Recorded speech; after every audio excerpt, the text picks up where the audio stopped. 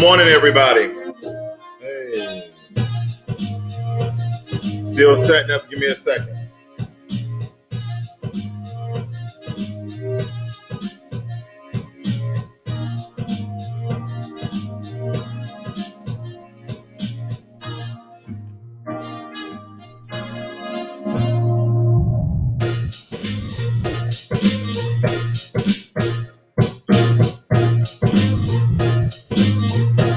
Good morning, everyone. This is Financial Literacy 101. And today we'll be talking about Fiat Chrysler. Now, I know a lot of you know about the merger of Fiat and Chrysler that happened back in 2014, just 6 years ago. Chrysler was just doing horrible with their sales and their revenue and their growth. Anything that you could possibly not want to do as a business, that is the exact thing that Chrysler was doing. So Fiat, an Italian company, came in and bought Chrysler. Now, Fiat and Chrysler has been together for the past 6 years. And ladies and gentlemen, it hasn't been any better because now Fiat Chrysler, that's the name of the group, and their stock is FCAU. Fiat and Chrysler are now going to join up with Peugeot or Peugeot. Is a French company, and you guys are familiar with their cars or with their emblems or not. So without further ado, let's get into the stock review. I have some people on Instagram. Unfortunately, guys, you're just going to hear me talking and not really see my screen because Instagram has not integrated with my platform yet. But nonetheless, hopefully you guys get some good information. So let's get over to Robinhood so I can break this stock down to you guys, okay? All right, so here's Fiat Chrysler. If you notice, in the past 5 years, they've been doing roughly 30% of return in their particular stock in the past year. They've been down 1.5% in the past 3 months. They've been up almost 20% in the past month. They've been up almost 6% in the past week. They've been 2.1%. And then today, seems as though when the market opened an hour ago, they're down 1.5% nonetheless, okay? All right, so moving right along so we can learn a little bit more about Chrysler, Fiat Chrysler, but we're not going to read this entire thing, ladies and gentlemen. We're not going to do it today. Engages in the design, engineering, manufacturing, distribution, and sales of automobiles and light commercial vehicles, engines, transmission systems, automotive-related components. See what else we got here. They operate in North America Free Trade Agreement, Latin America, Asia Pacific, Europe, the Middle East, and Africa. They're also part of Maserati. So essentially, if you have a Maserati, which a buddy of mine does, he's riding around in a big Fiat. I'm kidding. He's riding around a big Fiat. But anyway, distributing and selling of automobiles under the Chrysler, Jeep, Dodge, Ram, and Fiat brand. So basically, if you have a Chrysler, a Jeep, a Dodge, or a Ram, you're driving around in a large Fiat yourself, okay? But no. They just got bought. That doesn't mean that the vehicles actually changed up, okay? So what's some other countries they operate out of? They are also in, of course, the U.S., Canada, Mexico. They operate outside of Brazil and Argentina. They're everywhere. Australia, Japan, India, China. So they're all over the world, okay? Now, we need to understand this. After we get into this, they're going to merge with Peugeot. I'm just going to call it Peugeot. That sounds more French than Peugeot. So Peugeot, they're going to merge with them, and they're going to form a company, okay? They're going to form a company called Stellantis. Stellantis is the name. I don't know where to get it from. It's probably historic. I don't know. Now, the CEO of Fiat and Chrysler is Michael Mark Manley. They have roughly 192,000 employees worldwide. Their headquarters is London. Wait a minute. I thought Fiat was, I'm pretty sure it's Italian. I don't know why their headquarters is in London, though. I may be wrong. Their dividends is 4.91%, so roughly about 5% in dividends. Their collections is automotive, United Kingdom, and upcoming. Oh, that's another ticker they're talking about. And they talk about the Fiat Chrysler merger, how it will work. PSA to win EU approval for a 38 billion merger. Now, the reason why these guys are merging, guys, is because if they merge, they don't have to fire anyone and close down any facilities. Now, they may let a few people go or make them retire early. But the key thing is when they merge, they're going to form the fourth largest car maker, okay? The fourth largest car maker. and they won't have to close down any facilities. Now, I don't know about layoffs, so to speak. I said that before. I don't really know per se, but when I was reading the news story, they wouldn't have to close any of their facilities. Now, the rating on this is a 67% buy, hold is 17%, and sell is 17%. That's not too high. But let's read what the bears say. The global auto industry suffers from overcapacity that increases pricing pressure, in turn limiting economic profits. Fiat Chrysler workforce is highly unionized, is a threat to profit if workers demand wage increase or refuse labor cuts. This is important. Let me tell you why. If these labor unions, and this is why Amazon don't like labor unions, they say, hey, for the work you're doing, you don't have a degree, you don't have any certification. Now, I'm speaking on behalf of Amazon, but I'm not a spokesperson, so Amazon don't flag me. But what I'm saying is, this is my thought here. Now, I'm not saying that these guys are not licensed and certified in working, chain or assembly line, robotics and such. I'm not saying that. But unions pressure companies into raising, health benefits, medical benefits, dental benefits, days off, and also increasing their pay. And that's why Amazon don't want to do that. Like, hey, listen, you guys don't have degrees, certifications, nothing like that. We're just paying you $15 an hour, which is actually good pay. Depending on when you live. If you live in California or Seattle, that's nothing. But nonetheless, if you live in Alabama, Mississippi, places like that, that could be a lot of money for a person who don't have any certification, license, or education. Now, on this point, what the bears are saying is, if they demand more money, then essentially these companies are going to have to start laying people off and fire them, okay? Give them a severance package like, goodbye, you want to raise taxes or whatever, you want to raise your benefits and pay. They also say in the event of substantial volume downturn, industrial debt service will divert significant cash from reinvestment in the business. Meaning if they have to pay more money out, they won't be able to reinvest money back into the business to offer better vehicles, better quality, faster service, buying more robotics, etc. Okay, and buying products in more quantity, so it lowers their overhead, so they can get pieces of their cars at a cheaper price. Because cars, your one car is not made by one car maker. Okay, they may take all of the pieces that they contract out, all the subcontracts out, and they combine all of these pieces. Like if you're in your car, think for this. Your car company, like if you have a Ford, okay, Ford may not make the steering wheel, or they may make the steering wheel outer shell, but the intercomponents of the steering wheel may be made in China, or may be made in India, or made in Taiwan, or made in Mexico.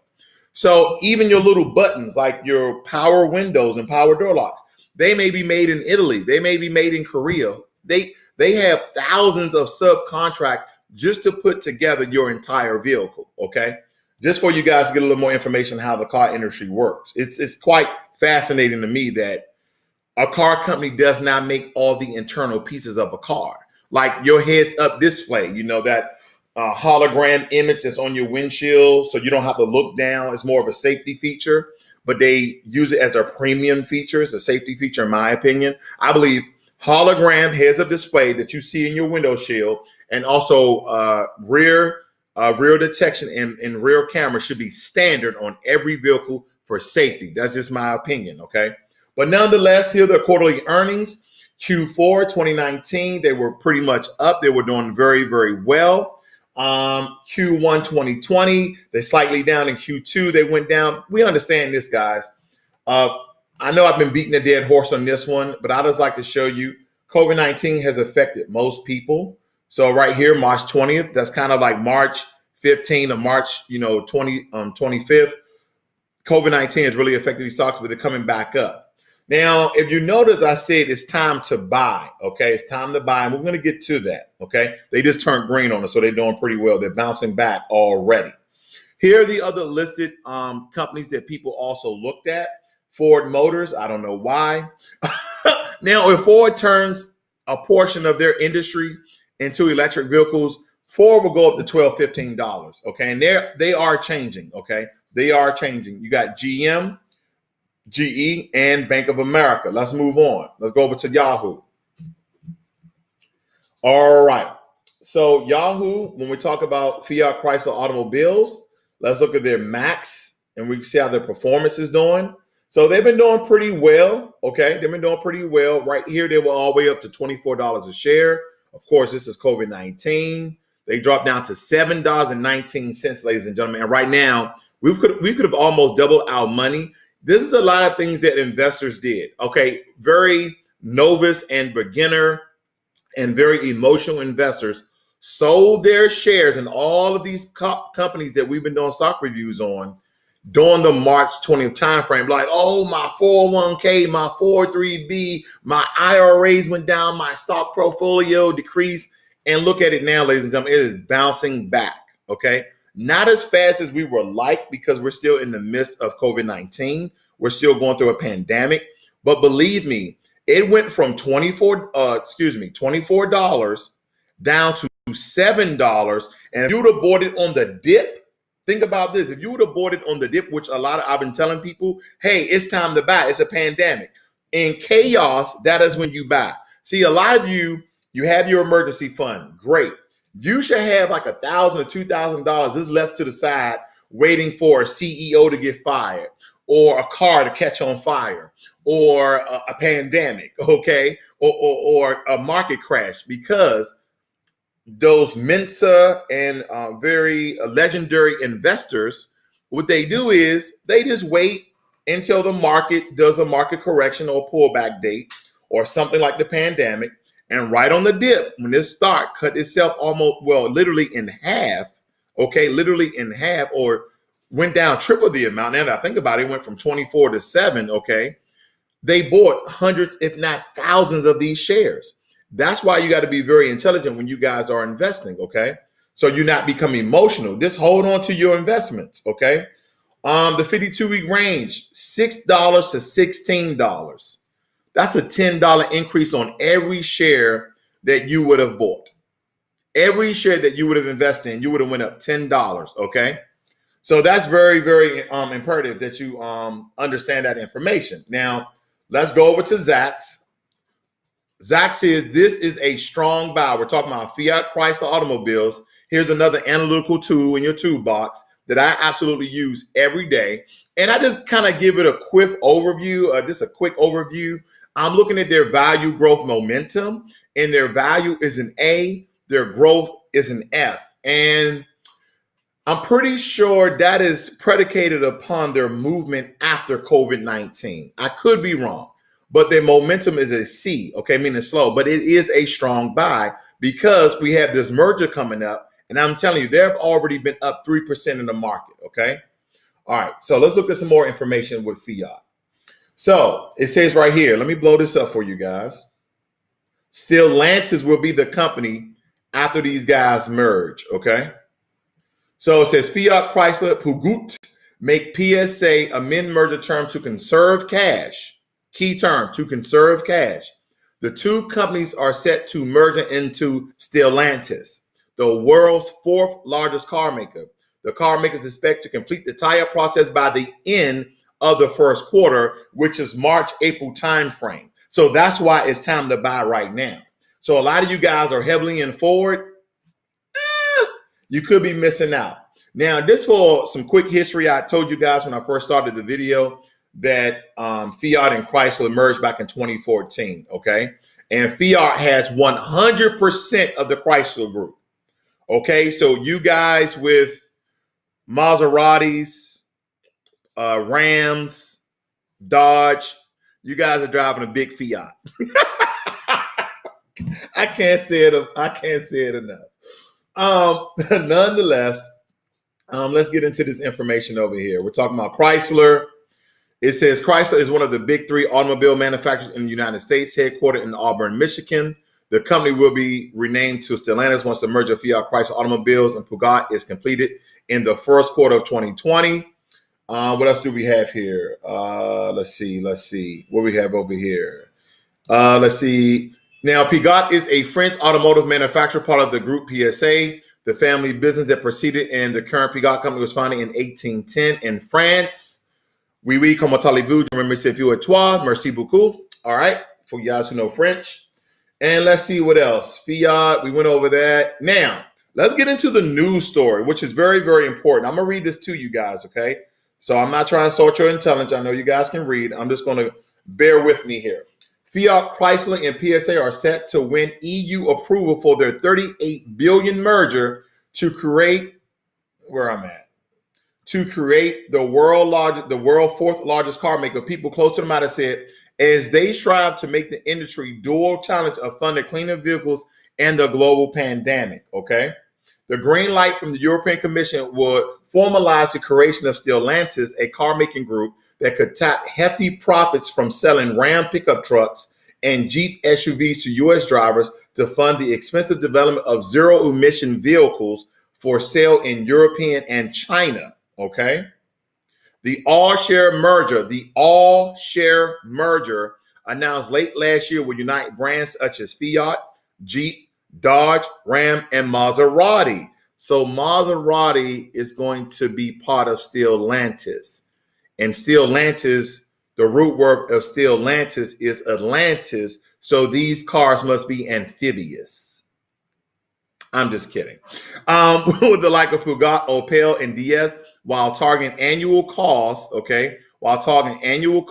5 billion euros, which is roughly $6 billion without closing factories, which is key, without closing factories. The commission and the Italian-American group Fiat Chrysler Automobiles declined to comment. France PSA did not immediately respond to a request for comment. And it goes all into how the stock was up. PSA stock was up 3.4% at 17.16 euros, while the FCA shares were 3% higher at 11.43 euros. To ally U.S. antitrust concern, PSA has offered a strengthened Japanese rival, Toyota Motor Corporation, with which it has have a joint venture by ramping up production and selling its vans at close to cost price, the people said. FCA and PSA will also allow their dealers in certain cities to repair rival brands. Okay.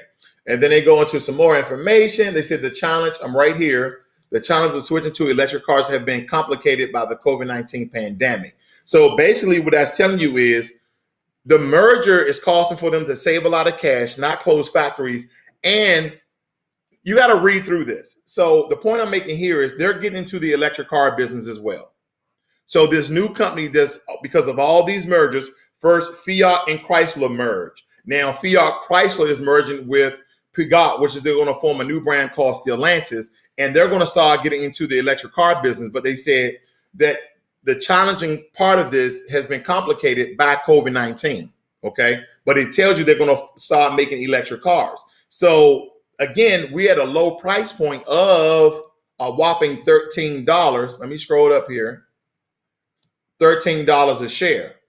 And today should be up. Nope, they're down 1.6. They were up just a couple of seconds ago. So this is a great time to buy. See, here's the thing. When people see red, they automatically don't want to invest. But this is when you should invest, especially when you already know what's going to go on with that stock. Okay. The companies have said 40% of the savings will come from product-related expenses, 40% from purchasing, and 20% from other areas such as marketing, IT, and logistics. Let me explain this just a little bit.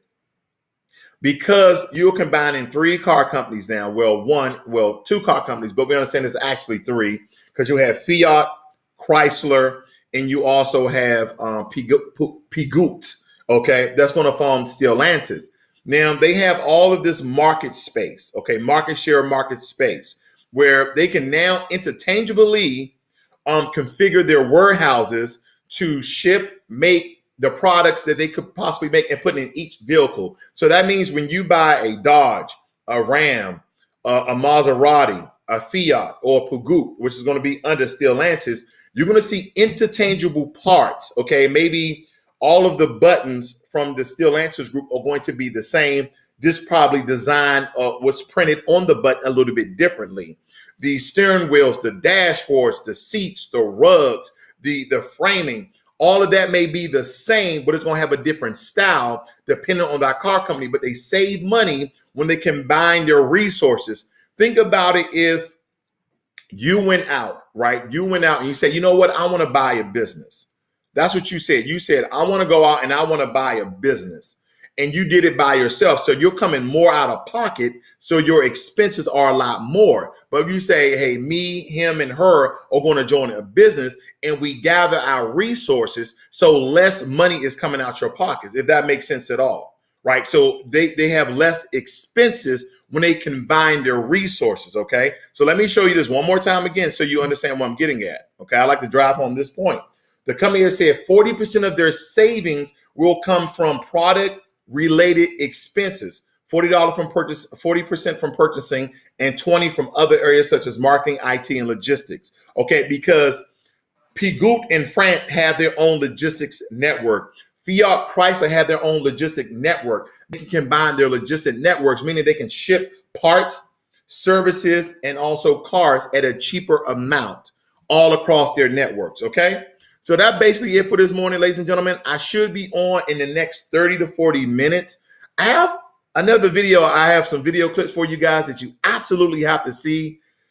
And it's one of those videos where you like, you know what? I forgot about that. This is Financial Literacy 101. Learn money and be inside. I'll see you guys in about 30 to 45 minutes. Have a great day. I'm out.